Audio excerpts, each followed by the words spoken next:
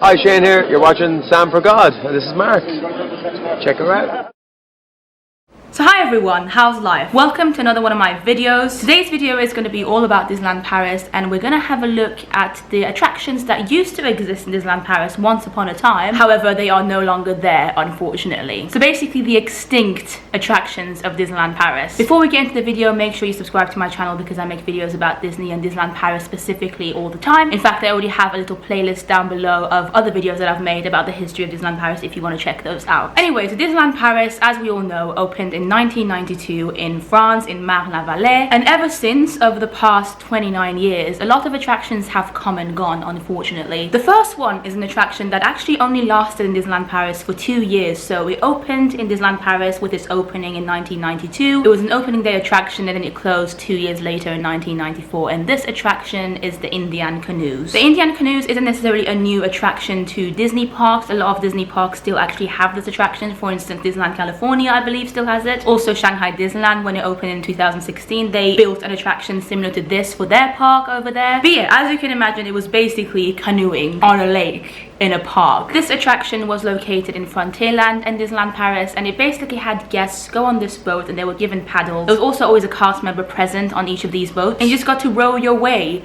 on this lake and kind of see some cool bits and bobs, I suppose. I never got to go on this attraction, at least I don't remember being on it anyway. I might have gone when I was a child, but I don't have any memory of it. I would have been 4 when this attraction closed, so yeah, that's our first Disneyland Paris extinct attraction. Next, we have quite a well-known attraction. I think most Disney fans who would have gone to the Disney parks around the world in the 90s would probably remember this, and this is called Honey, I Shrunk the Audience. This was, as you can imagine, inspired by the film Honey, I Shrunk the Kids, and it was a 4D experience where you got to go into this cinema environment and watch a 4D film, watch the cast of Honey, I Shrunk the Kids basically shrink you, the audience, and it was actually really fun. I vividly remember this attraction from my childhood. I remember my family really enjoyed it as well. My dad was a big fan of it. We did this quite a few times because it was in Disneyland Paris for a while. I think the reason this eventually stopped being a thing was because the technology just wasn't as exciting anymore. You know, back in the days, in the 90s, 4D cinema experiences were still very, very exciting and new, and I guess after a while people just stopped caring about it with, you know, new technology moving and stuff. But yeah, this wasn't exclusive to Disneyland Paris. As I said, most of the Disney parks had something like this, and most of us Disney fans who got to go a lot in the 90s would remember it. Next, we have an attraction that a lot of Disneyland Paris really, really loved, and this is called Le Visionarium,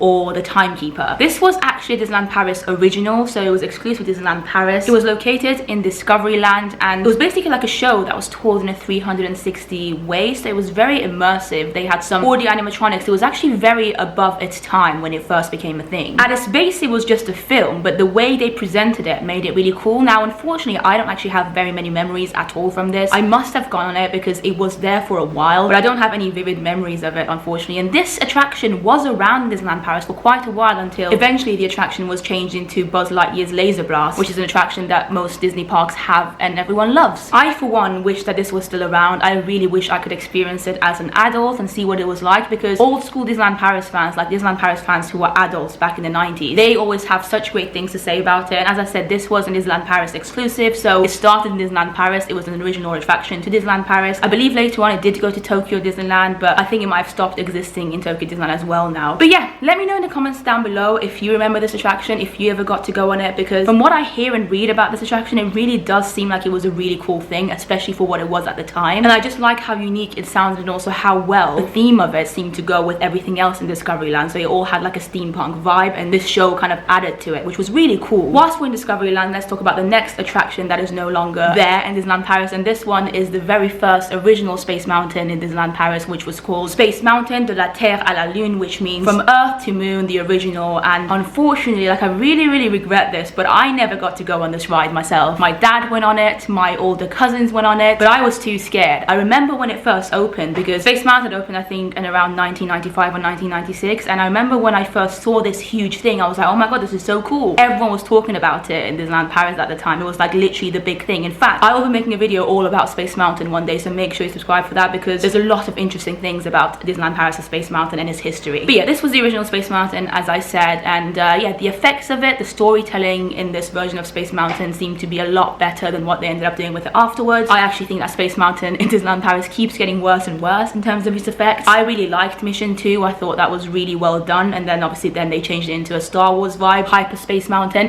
And originally, fun fact, Hyperspace Mountain was only meant to be around for like a year, and they've still kept it, which annoys me a little bit because Mission 2 was so much better. And just as I think that Mission 2 was better than Hyperspace Mountain, I can completely imagine why people who got to experience the original Space Mountain, De la Terre à la Lune, would also think that the original was even better than Mission 2. So again, a lot of Disneyland Paris fans hope for it to one day come back because it was pretty cool. And again, if you want to watch videos on YouTube, I'm sure you can find some. It seemed to rely a lot more on actual effects rather than just fake like lights and stuff, which is kind of what you get these days. I don't know, sometimes I think new technology isn't necessarily the best. We are now going to move on to Fantasyland, my favorite land, Disneyland Paris, and the next attraction that we're going to talk about is actually the Old Mill. Now, fun fact for you, you probably would have seen this attraction without even realizing it, because the base of this attraction still exists in Frontierland. It's near Alice's Labyrinth and like the teacup area, and it's actually just like a small kiosk now. You can buy hot chocolate and drinks, and like I'm pretty sure they even sell waffles these days. But back in the days, this used to be an actual attraction. As you might be able to see right now as I'm speaking, it used to be like a small Ferris wheel, and when I say small, it literally was very small. It was meant to be a tribute to the Silly Symphony, which was the first Walt Disney production to use a multi-crane camera. So for that reason, it was really cool. But as you can see, it was pretty small, which meant that it just wasn't very efficient because not many people could be on the ride at the same time. Now, don't get me wrong, it's not like it was a massively popular attraction anyway, so long queues weren't a problem for this ride, but it just was a bit of a pointless ride, you know? It was cute, it was a nice thing to have, but Ferris wheels, I mean, there's loads more Ferris wheels around the world that one can go on, and this just didn't need to be there, if that makes sense. It was cute. I'm pretty sure I went on it a couple of times when I was younger, but it wasn't anything special. So next time you go to Disneyland Paris and walk through Fantasyland, make sure you say hi to the Old Mill and think of what it used to be, because a lot of kids and adults at the time got to actually ride on it and have a lovely time. The next attraction is again back in Discoveryland, and this again is an attraction that I remember from my childhood, and this is Captain EO. Captain EO was very much about Michael Jackson. It was like a 20-minute long film, very immersive again, and you got to go and watch this film and feel like you were a part of this film. It had a lot of sci-fi vibes, so that's why it belonged in Discoveryland very well, and it had some really cool effects. Again, cool effects for that time. And I suspect, again, the reason that this attraction no longer exists is because new technology has meant that things have changed, and the effects that used to be cool back in the days no longer impress people that much. And also, Michael Jackson at the time was very popular. I don't know how well he might do in terms of his popularity in the parks these days, but it was a really cool story told, and this lasted in Disneyland Paris until 2015 actually, so quite a long time. Some people believe that the reason that it might have closed was actually because of the controversy surrounding Michael Jackson. Some people just believe that it had its time. I mean, 23 years in Disneyland Paris, that's not a bad run. And now we get to the final extinct attraction in Disneyland Paris, and this is actually probably my favorite one. And a lot of you might be really surprised when I mention this, but basically, It's a Small World, as you know, is one of my favorite rides of all time in Disneyland Paris. I love their version. It's beautiful, it's immersive, it's so cute, the song is amazing. It's a lovely attraction, and back in the days when the park first opened, It's a Small World used to have a post-show area. So after you got off the boat at the end of the ride, you would then enter this hallway almost, which you just kind of walk through, and you would see a lot of like buildings and ornaments from different countries around the world, and there would be these animations like holograms that you would see of kids singing different songs in their languages from around the world. This was again very much a Disneyland Paris exclusive. No other It's a Small World around the world has ever had something like this. I'm going to show you a couple of clips right now because I just want you to see how cool this was.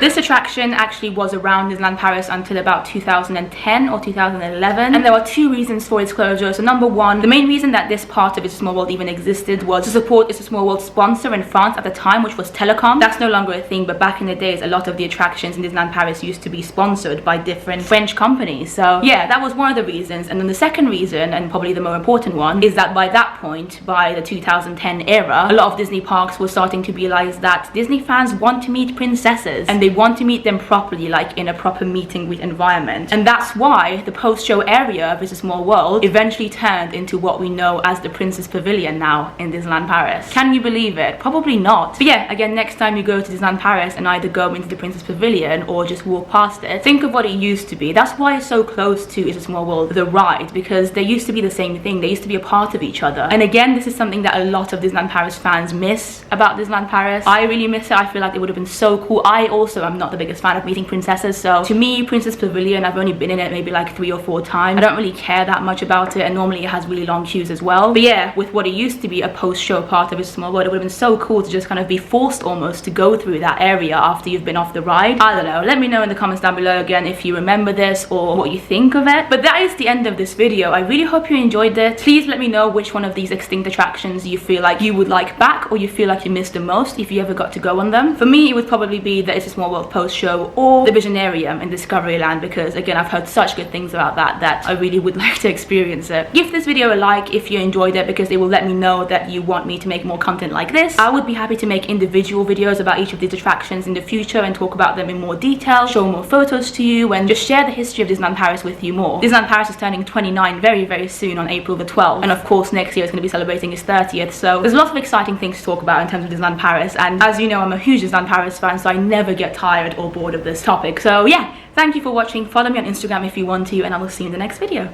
Bye!